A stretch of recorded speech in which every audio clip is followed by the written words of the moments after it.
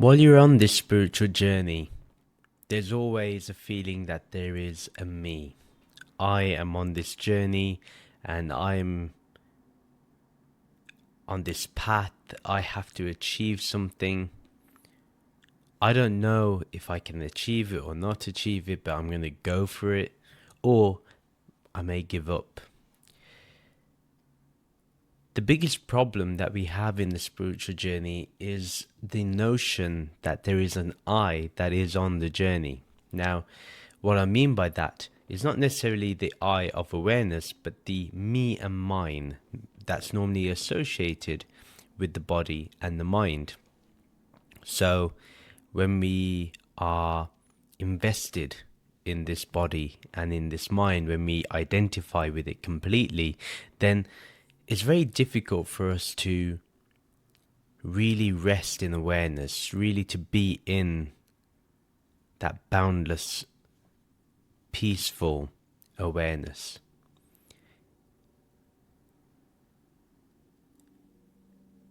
If we are to be true seekers, then the whole point of seeking is to actually realize that the one that you're seeking is already within you. That this whole journey is like a full circle, and you only realize it's a full circle if you are consciously aware, consciously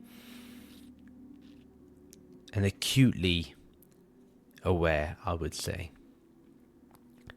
This path is not about getting yourself to enlightenment. It's not about you getting to self-realization or achieving or attaining self-realization.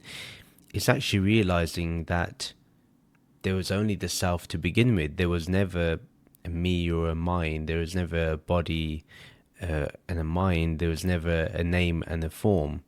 It was literally just an imagination that was going on, a little narrative. And the narrative isn't bad. It serves a purpose. So I'm not going to condemn the narrative. I'm not going to condemn the imagination.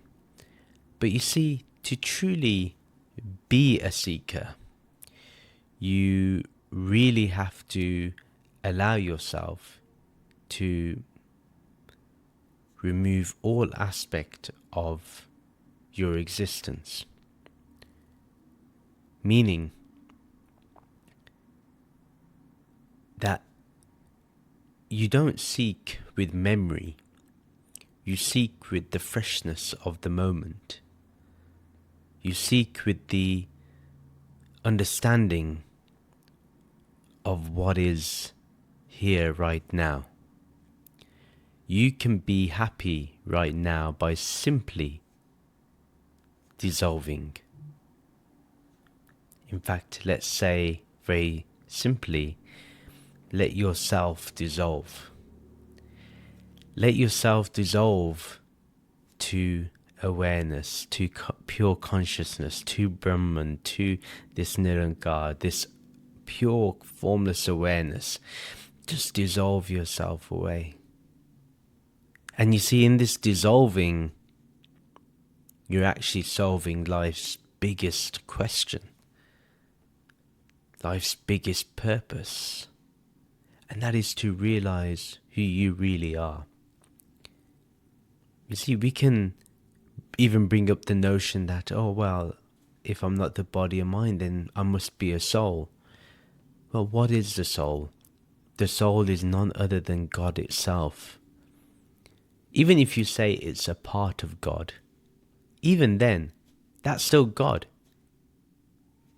It's not separate to God. It's still in the oneness of God. So even when we say there's a part, it's actually misleading somewhat, but necessary also for beginners to understand. And sometimes it's easier to digest because the whole notion that, one is pure awareness or one is God is not so easily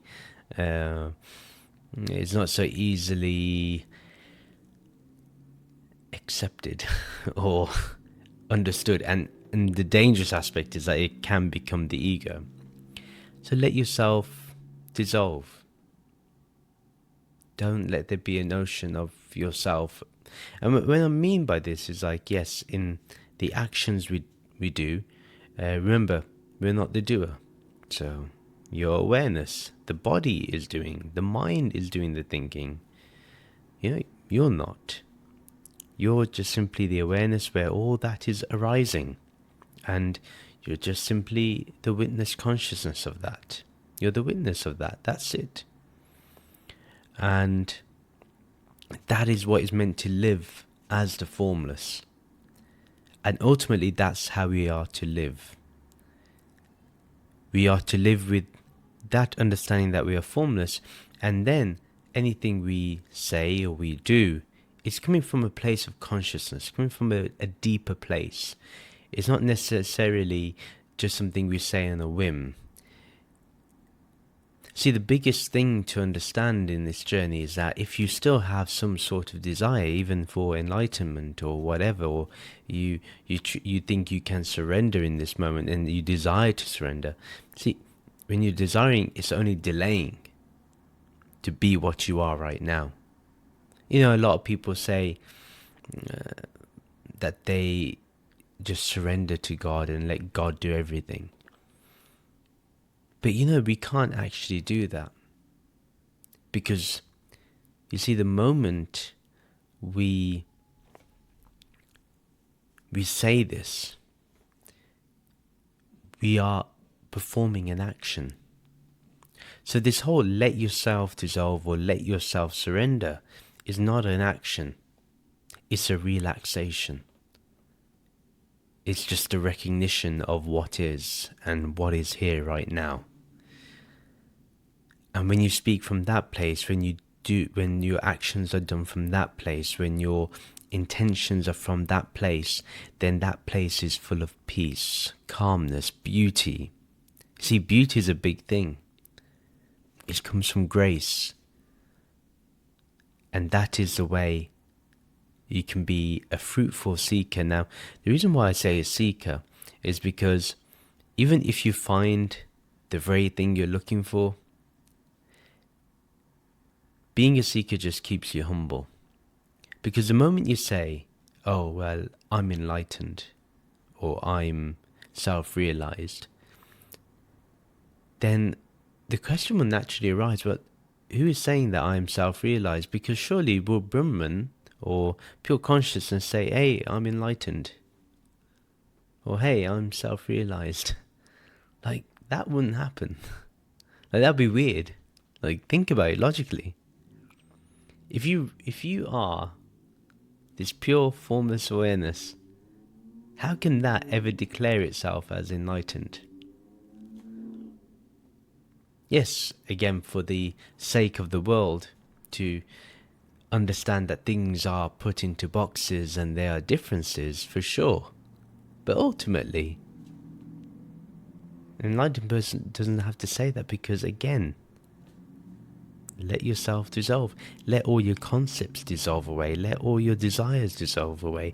Let all your ambitions, let all your name and form, let it all just dissolve, and just dissolve and dissolve into awareness. The moment the thought arises that I'm this body, I'm this mind, just dissolve that thought, that association, just dissolve it, and you can do it.